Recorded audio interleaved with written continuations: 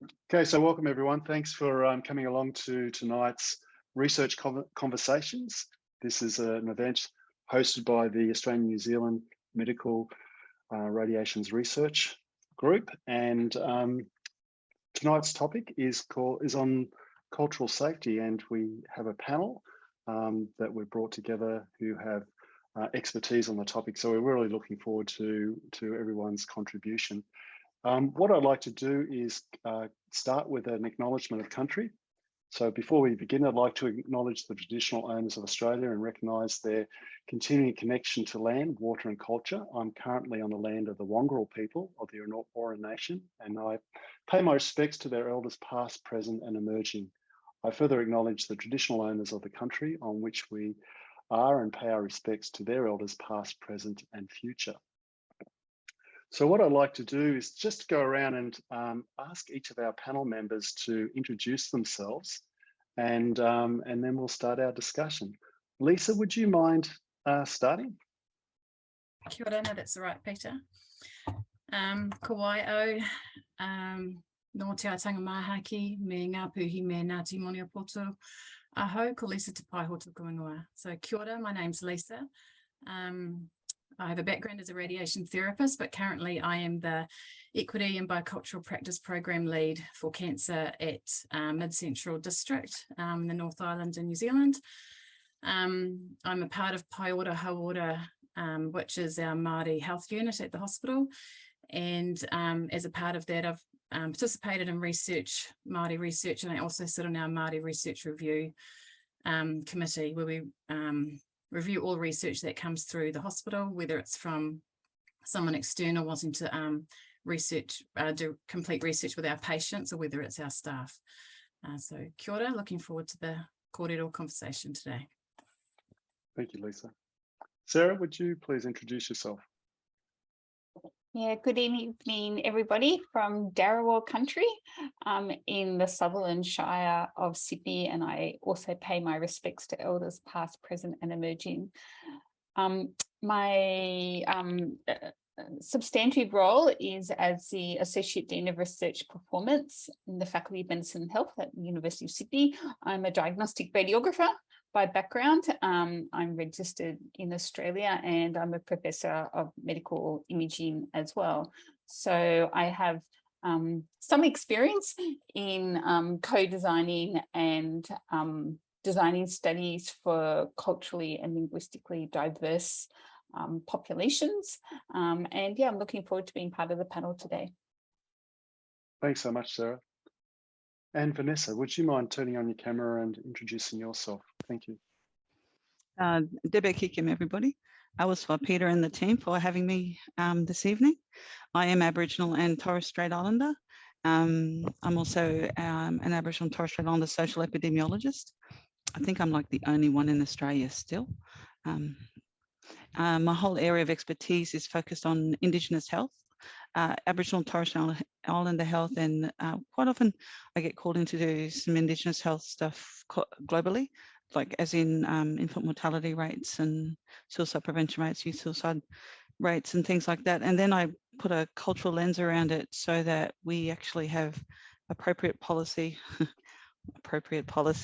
that suits that Aboriginal and Torres Strait Islander people and Indigenous people globally can tap into, and you know, we can start seeing some shifts and changes happening. My research area, of course, is also my whole focus area of what I do. Thank you. Great, thank you. And unfortunately, Peter hasn't joined us yet, but hopefully he'll drop in. I've been sending him some details. So let's start the conversation by thinking about what are the challenges of performing research in a culturally safe way. And I'll just open it to the panel members just to make comments from their perspective.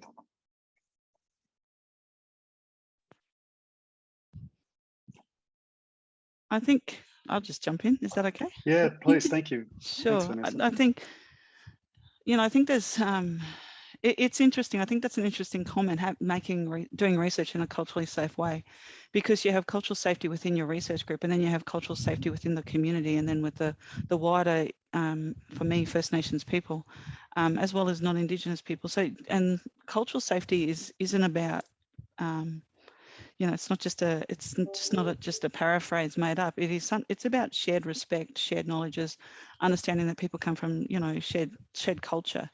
And just because you might have cultural respect on this level over here doesn't mean that you have cultural respect here on this level. And, because it's also about understanding, the deeper level of Indigenous epistemologies, ontologies, and axiologies, and those are unique identifiers when you do research with Indigenous people. So cultural safety to me has those different layers of understanding and how you actually bring that together in research and make sure that people feel respected and genuinely acknowledged for their knowing, doing, and ways of being in their culture.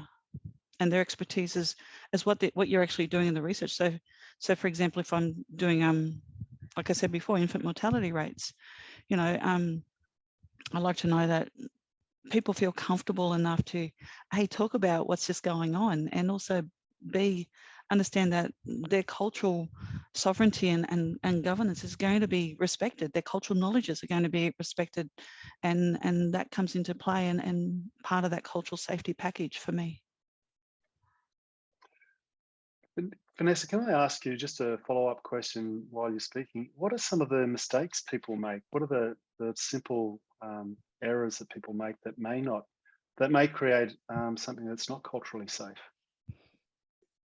Okay, so quite often what I see with my colleagues and some non-Indigenous researchers, and is quite often that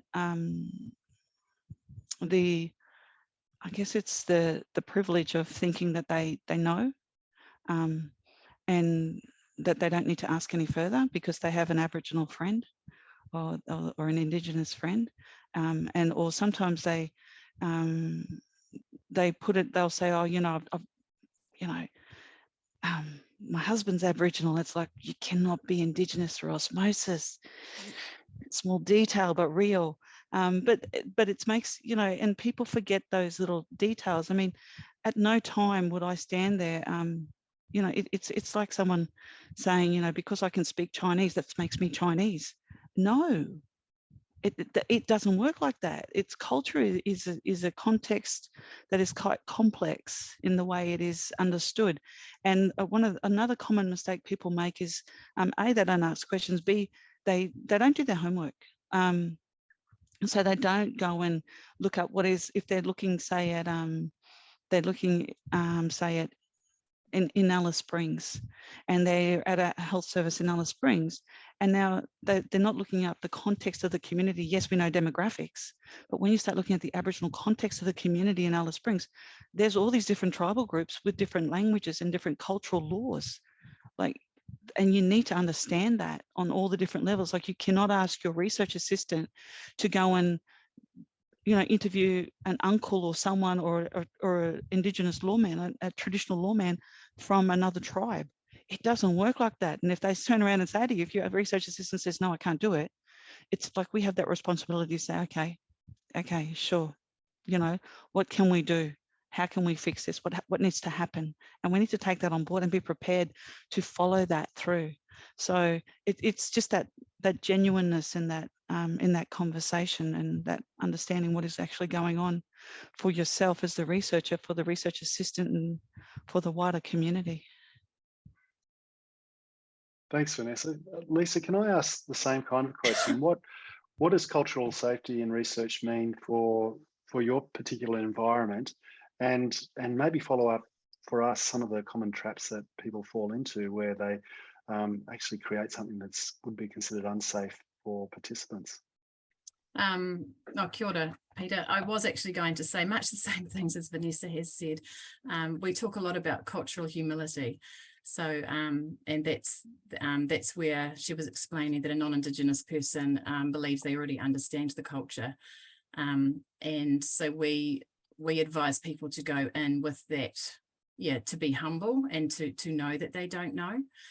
And I think the other thing I was going to talk about was rangatiratanga, so the sovereignty and ownership of the research, that if you're doing research with Māori, that ownership needs to lie with Māori. It needs to be directed by them. And I think we had an example of somebody who was wanted to do some research on a particular river, but hadn't talked to local iwi, and when she did talk to them, found out that that's not where they needed research at that time. It was another area. So it's not going and thinking that you know what's needed, asking, forming relationships, which takes a really long time, but it's really important. And as well as understanding the people, the tribes, the iwi, also the pūrākau, so the stories and the history, the legends and myths of that area as well are really important to know, to ensure that what you're doing is in keeping with those. So yeah, I probably have much the same things as Vanessa to say, and I think it's really important to not, I mean, obviously we never want to cause harm. We don't want to open up some, what we would call mamae or hurt, and then leave it there. If we do, it's our responsibility to do something about that as the researchers. And we definitely need to listen if you have a Māori researcher who doesn't feel it's appropriate to interview somebody in particular, then absolutely you have to understand that it isn't okay, and need to think about how you're going to do that, you know, a different way, or other people you may need to bring into your research group. Yeah. Thanks, Lisa. Peter, you've been able to join us. Do you mind just doing a quick introduction of yourself, and then we'll continue with the questions. Yeah, I'm Peter O'Reilly, guys that don't know me. There's a few faces I don't know, a few I do. I've been lecturing at the university for the last, full-time, the last 3.5 years, 5 years all up.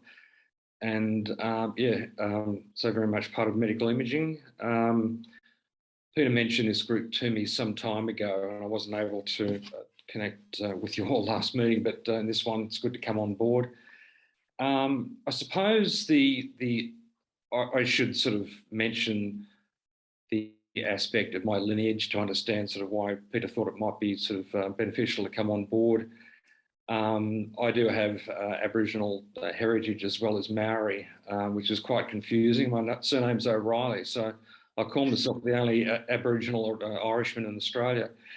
On my mother's side, my great-grandmother came from Lake Jellicoe, and she then moved into Sydney and raised her she had 13 children, my grandmother being one of those. So I think the relatives say that she had a few partners over the 13 kids, and one of those partners was a married gentleman, I believe, which strangely enough, my wife's a Kiwi, Anglo-Saxon Kiwi, but I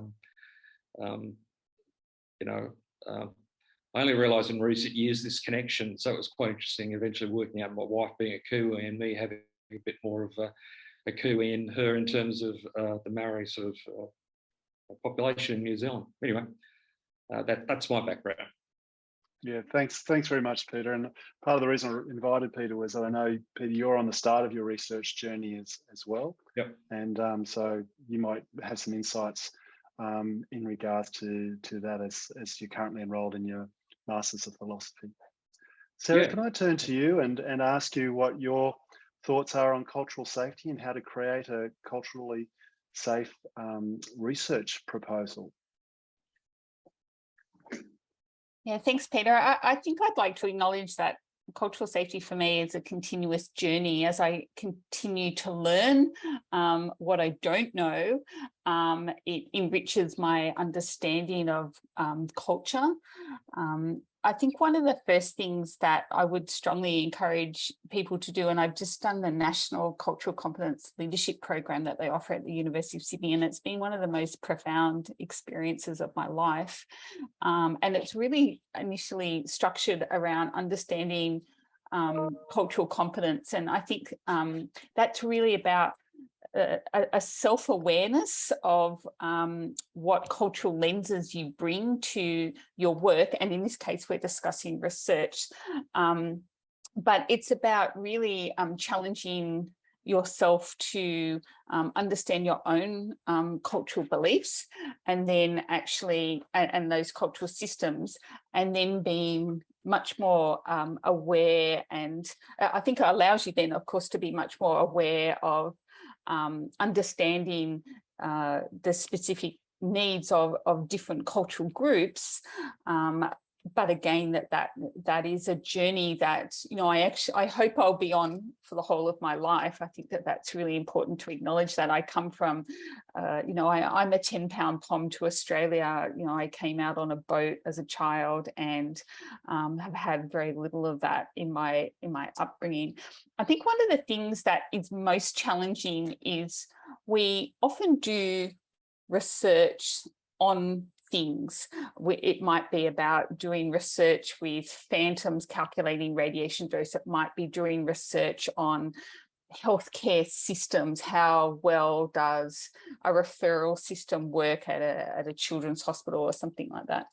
But what we need, what we want to be, what the Holy Grail is to do co-designed research. And co-designed research, you know, by its nature, needs to bring in all of those very, very important elements of cultural safety into it. And I heard a really wonderful Aboriginal research elder from the University of Sydney say to me 6 months ago that co-design with Indigenous populations happens at the speed of trust. And I think that that's really important, that you can't kind of just pop into someone's community and say, hey, come and do some research with me. And by the way, we need to start it next week. Because it's disrespectful to begin with, but it's also not going to achieve what you want to achieve. But more importantly, there would be limited to no benefit for the people that you want to co-design with. They have not had any opportunity to really immerse each other in the ways that research is going to be constructed. And I have done some research with other cultural groups and found that it's incredibly complex. It's I guess a lot more complex than you think it's going to be, and the potential for harm or hurt can be real, and you need to have that very much at front and center. It's not simply going through ethics and having your ethics approved as, you know, meeting a template. So thanks, Sarah. I guess Sarah, in your introduction there, you talked about cultural design. I'm wondering what other methods are available or strategies we could employ to ensure that the research we perform doesn't do any harm and has a high level of cultural safety. Lisa, would you have some thoughts on that? I think for us, if the topic of your research is an Indigenous population, so as Māori here in New Zealand, I know we like to talk about co-design, but we would actually say it needs to be Māori-led. So Māori actually need to be leading the design and the structure of that research. And if it's not, yeah, then that is when you can cause harm. And I think in co-design sometimes, I don't know, I think sometimes you can think you're partnering with somebody and you can think that their silence means they're agreeing with you, but actually it doesn't. So yeah, we just always talk about it being led by Māori, and then you know you're on the right track, you know you're culturally safe because they're the ones making the decisions and guiding you rather than you leading them. So that's what yeah. And is there any challenges with that approach, Māori-led? Yep. So one of the do you want challenges to unpackage is, some of that? And it's probably what Sarah was sort of saying as well, is what you may be very keen to research is not what they're interested in. It's not what's top of mind. It's not a priority at this time. And well, a good researcher will acknowledge that and leave it for another time, or look and see how can I help, what does need to be researched, what does this community want. So yeah, there is definitely a challenge that your kaupapa, your topic does not match the communities. And it won't succeed if it doesn't. Thanks, Lisa. Vanessa, do you have anything to add to approaches that we can take to ensure that that a research we perform is culturally safe? apart from what has already been said. And I think, agreeing with what has been said, and what Lisa was saying, it has to be First Peoples led. And that is one of the most important pieces in the whole of the research. And also, I just want to add, quite often when we have a research student on board, we have to make sure that the student themselves actually understands the process of working with Aboriginal and Torres Strait people, or Māori, or whoever it is. And quite often we don't see that. Quite often we see students sort of following the structure of the university without including Indigenous ways of doing, knowing and being. And I understand it. But then we as researchers also have the responsibility to make sure that the student actually understands and respects and acknowledges that the knowledges that they are tapping into with the participants actually come from, Indigenous people, from First Peoples of whatever country. And that needs to be really highly put forward. And especially students, they also need to be aware that at no time, if they are non-Indigenous, at no time can they turn around and say or claim to be an expert in Indigenous methodologies. And I say that for non-Indigenous researchers as well, because Indigenous methodologies is like something that you're born with. It comes with your DNA, and it's it's part of your culture. And then you do a degree, and you bring this all together.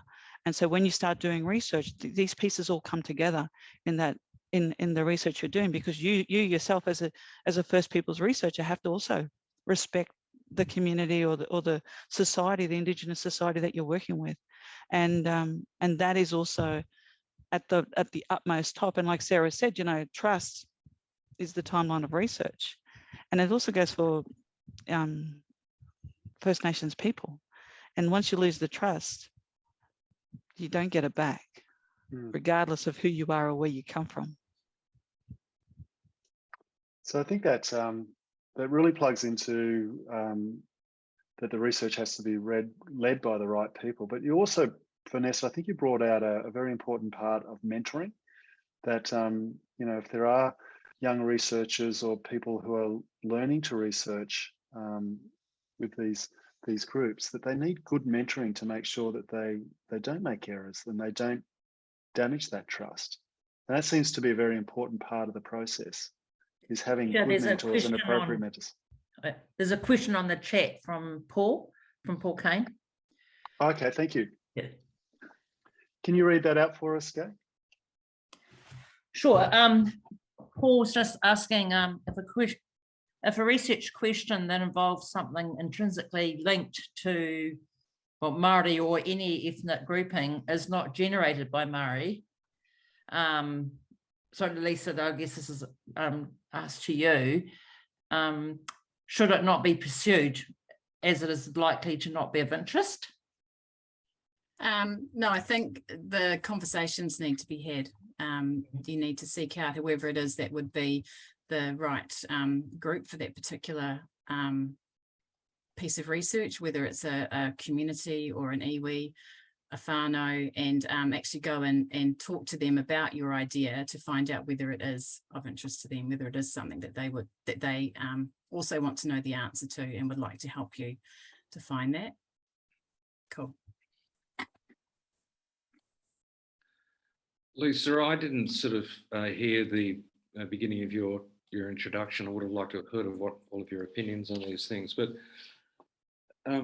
how can we know the extent of the cultural areas that we may impinge on in the matter of research without being fully informed? Do you mean, how do you know if your research requires you to collaborate with Māori or Indigenous people? Is that what you mean?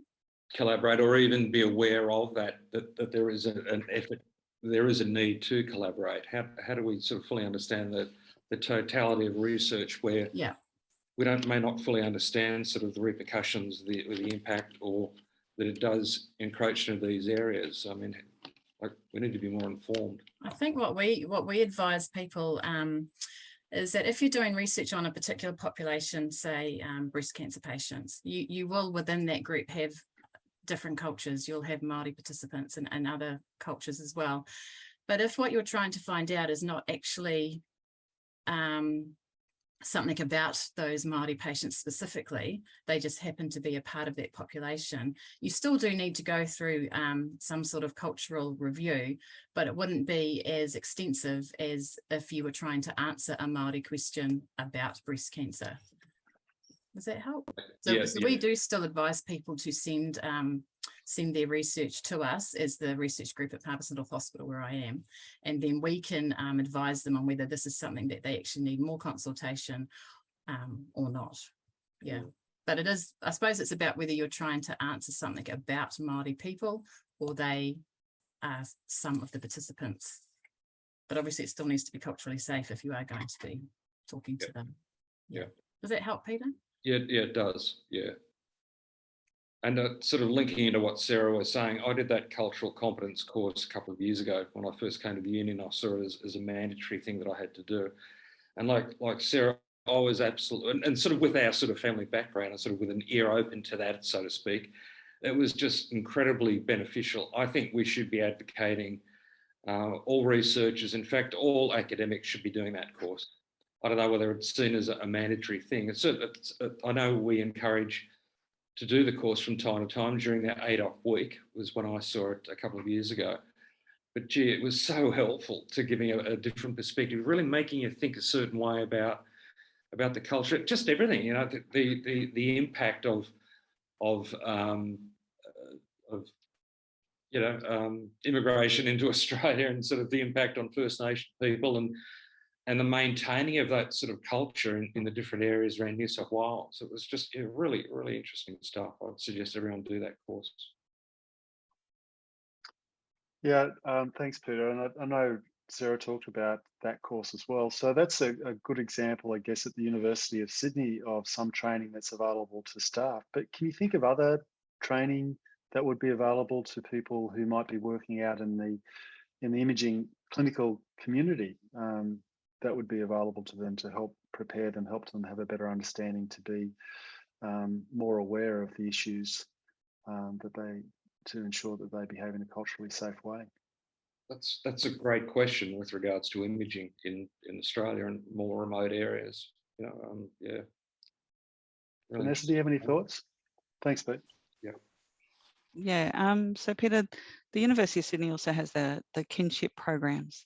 It's not directed at imaging, but it does give you a complete understanding of the social relationships for Aboriginal and Torres Strait Islander people. And when you're doing research with Aboriginal and Torres Strait Islander people or other Indigenous people, you do need to understand the social relationships, and you understand the kinship structures. And it goes back to my example that I used earlier, where I said that, you know, if the research assistant is having to interview, say, a lawman, LORE man, you know, that we need to know the structure in that. What can or can't they do? Or even a researcher on our team, where can they go? What can they do? Because there's also different matrilineal and patrilineal laws, which you will actually see in this kinship structure. Now, the program that I'm talking about is available on the University of Sydney website. I was part of the team that reviewed it and, you know, helped bring it together. It was developed by Lynn Riley as part of her PhD thesis, and it's grown bigger, but it is one of the best tools. I use it with my students, and I also use it with my research students, as well as recommending my colleagues do it. Because not everybody can do the training that Sarah was referring to, but the kinship training is there. And people can get in and do it and understand, you know, moiety, skin names, you know, all these things that are really important to First Nations people of Australia. And as a researcher, it's about understanding those social responsibilities of kinship and what it is we're talking to people about. You know, we're understanding women's law. If we're going to look at breast cancer, understanding where does men stand in women's law if we're looking at breast cancer, Aboriginal breast cancer patients. You know, we need to know all of this. And why is it important to have them included, but how, on what level can they be included? So it is our responsibility, and that's one tool that I would really highly recommend to researchers. Vanessa, does that point outwards outside of the university, or is it just an internal No, module? you can. Anyone can access it. Oh, great. I'm pretty sure our New Zealand colleagues can also access it.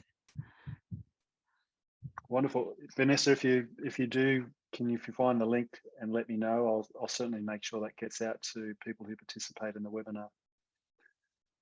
What about, so that's one example. Is there something else that you think the local health districts may make available to people who are working in the various health areas out there? I'm just trying to think of other options in addition to what you've just mentioned, Vanessa.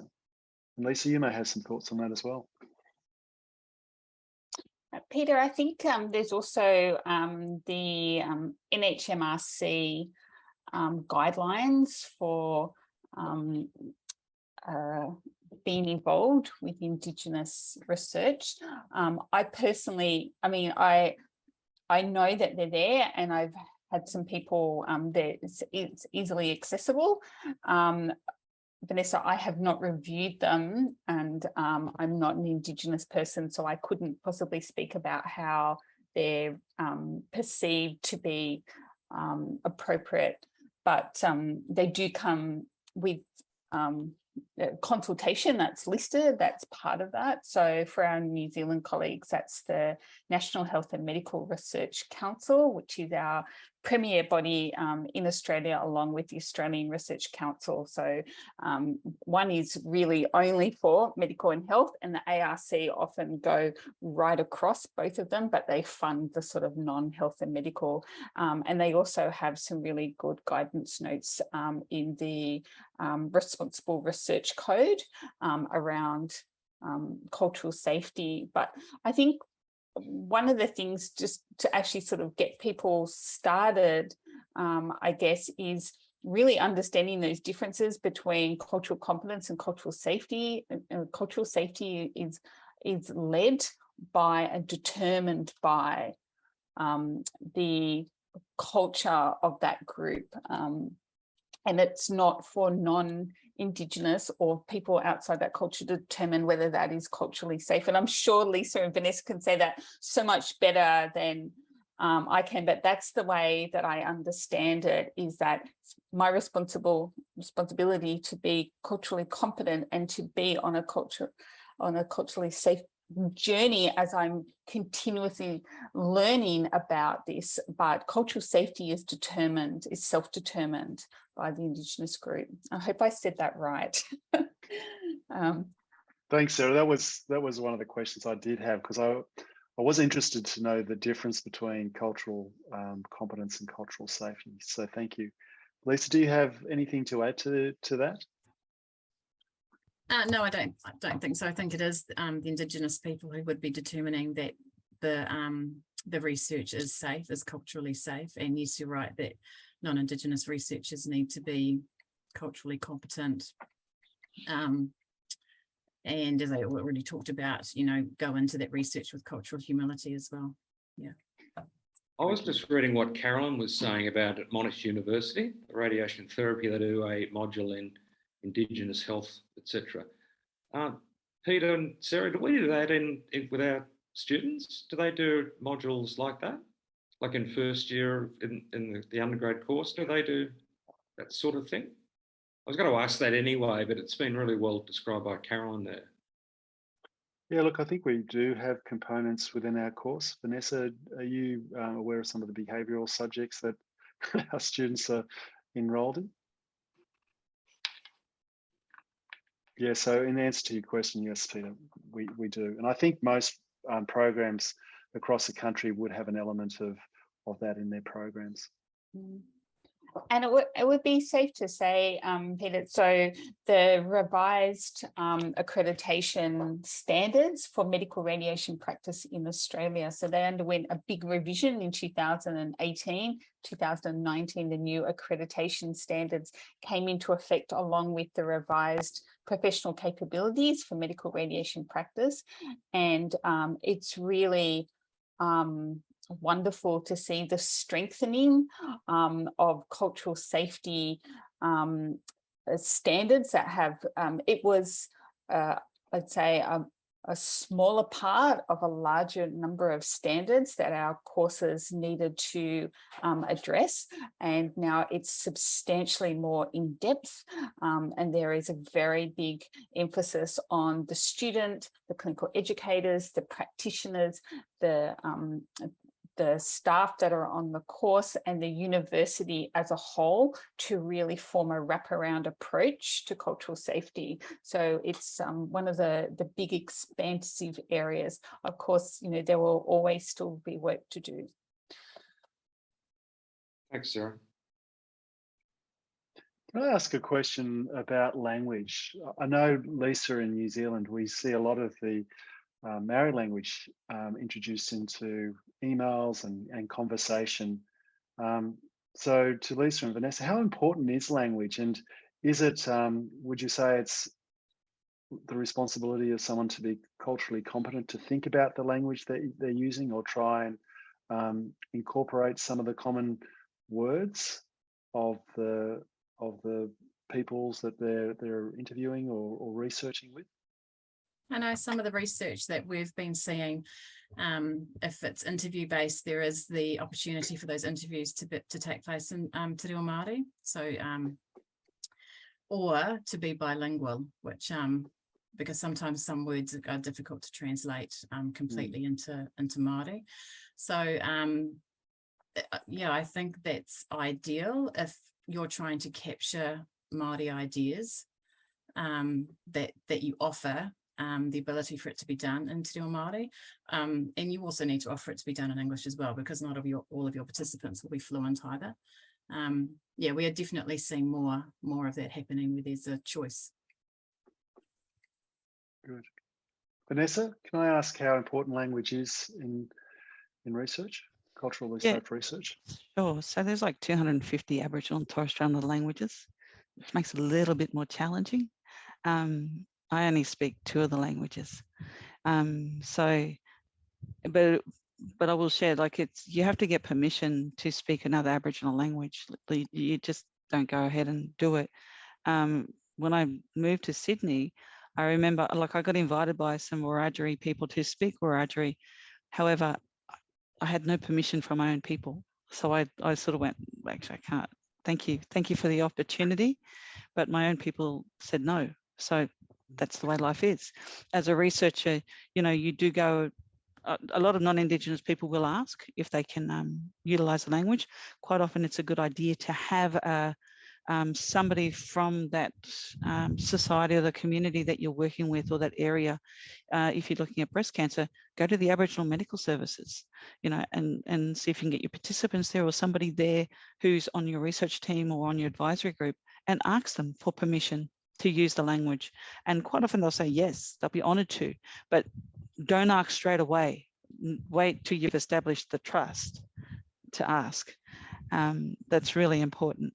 And also with languages, like I see a lot of my students, masters or PhD students, who will use an Aboriginal language, and they will acknowledge where they got permission to use their language in the writing of their thesis, and sometimes it's just in the title, or just on, you know, throughout the thesis, wherever. But it is important to get that permission. Don't just assume. And excuse me if this sounds naive, but why is permission so important? Is it a sign of respect, or is it showing humility and not? It's all of that. It's all of that, and it's also about history, because of the stolen generation history and the colonial history that impacted on Aboriginal and Torres Strait Islander people, and in particular the stolen generation.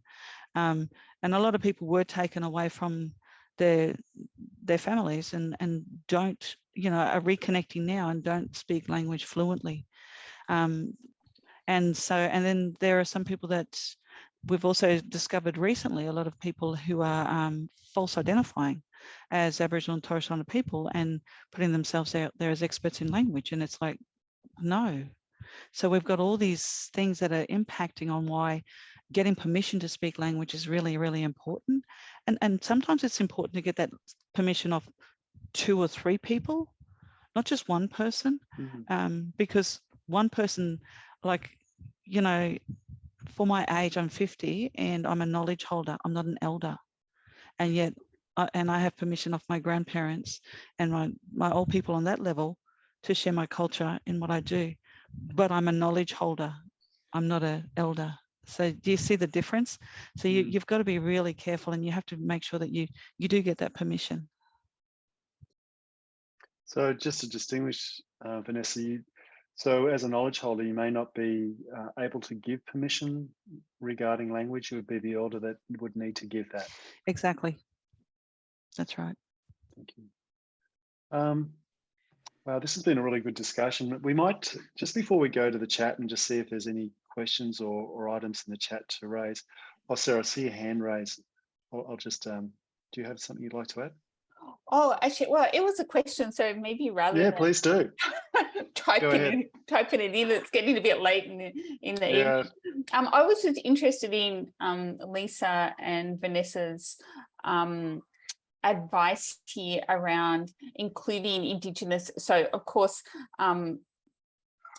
part of what we do when we research is we disseminate that research, be it through presentations or sort of formal areas such as theses, but often than not, we write a lot of papers, right? Or we write a lot of reports, and maybe some guidance around the culturally safe way to do that, in terms of perhaps asking permission, or how people like to be identified within that research process. And just a little bit more, Lisa, you mentioned, and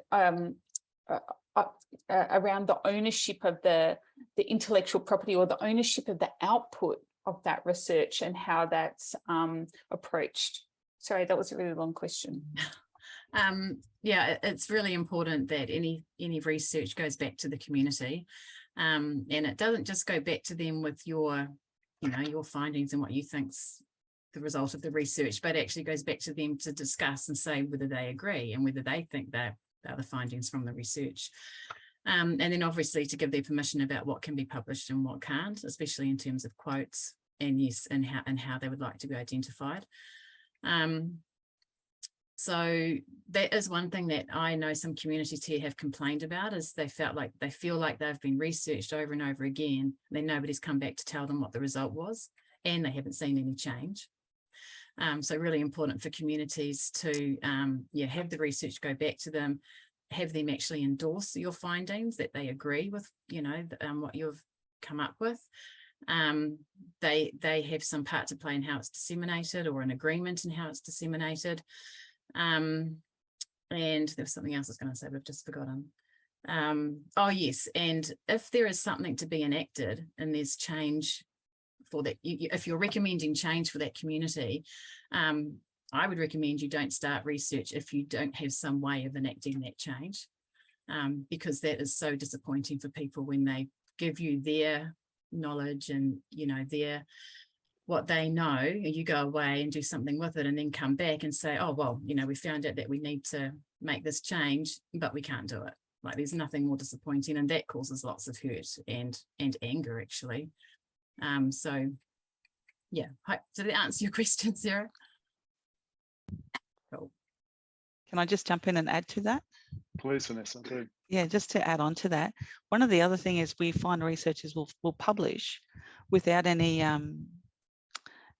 so they'll take all this knowledge from, whether it's Maori, whether it's Aboriginal and Torres Strait Islander people, whether it's other First Nations people, they'll sit down and have a good old conversation with them and take all this knowledge and write that paper, and they don't put their names as authors, because that, in academic terms, you need to write as your contribution, whereas a lot of people are visual learners or auditory learners, and English might be their second, third or fourth language, and writing may not be their best skill set. And yet the researcher, quite often, we see this quite often, they think it's okay to write up about Indigenous knowledges and Indigenous findings and not have your Aboriginal and Torres Strait Islander participants ask them if, if they're in your advisory group or your steering committee, or they're part of your research assistant, whatever role they play, ask them if they would like to be on that paper. have a coffee with them, have that conversation, because that knowledge that they've just shared and you're going to go and reference and put in your paper, at least invite them to be part of that paper and that ownership, because it comes back to sovereignty and part of and having that in there. They're not going to steal your work. You know, all we're doing is respectfully saying, hey, listen, this isn't actually my knowledge, this is theirs. And they don't mind if they're the third, fourth or fifth author. It's the honor of being part of it. And like Liz was just saying, if you can't, if you haven't succeeded in the research, go back and let them know. Let them know the next steps. And we as researchers, we know we're going to publish something, and say to them, hey, listen, we're going to publish this. Would you like to be part of this paper?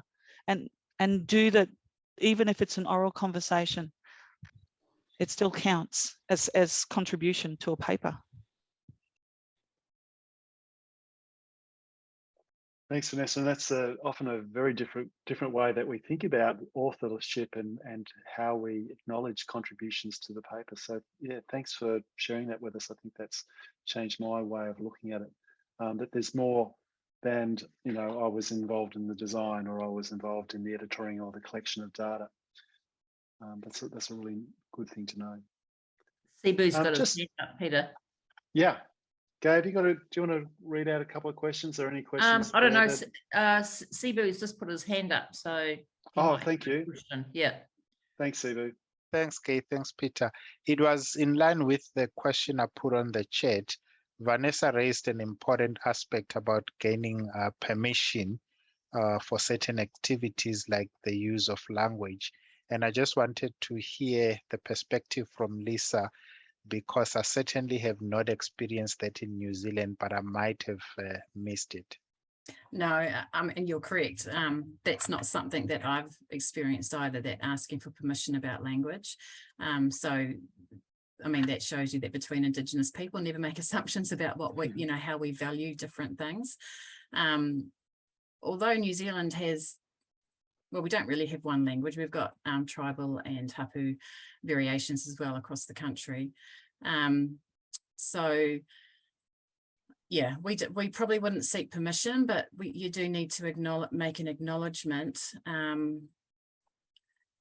I think one of the things I think you need to be careful about is if you're offering to somebody to do an interview in Te Reo Māori and that person can't speak Te Reo Māori, like you don't want to have them feeling embarrassed and whakamā like that. Obviously, then you've created hurt. So I know Vanessa said about having that conversation first, where you can, if you get to know the person first, it will become apparent what language is appropriate to use in the interview. Yeah. Thanks, Lisa. Are there any final questions or comments? Gay, is there something that's been in the chat that you'd like to put forward? No, I don't think so. I think most people are sharing websites and yeah, no, there's no direct questions, no, but Great. lots of Thanks so sharing. much, So when this gets recorded, does the chat get recorded as well? Do you know, Peter? I get the chat as well, but I guess what we could do is capture that chat and make it available. I mean, it'll probably need a little bit of editing and anonymization, but yeah, we can also make that available on the actual YouTube site as some supplementary notes. Yeah. Okay. Cool. So the clock's ticking down, and I just want to give the panel members an opportunity to have any final comments or statements. I have found this such a fascinating presentation and webinar to be involved in. I've learned so much myself. But is there any final messages you'd like to leave us with?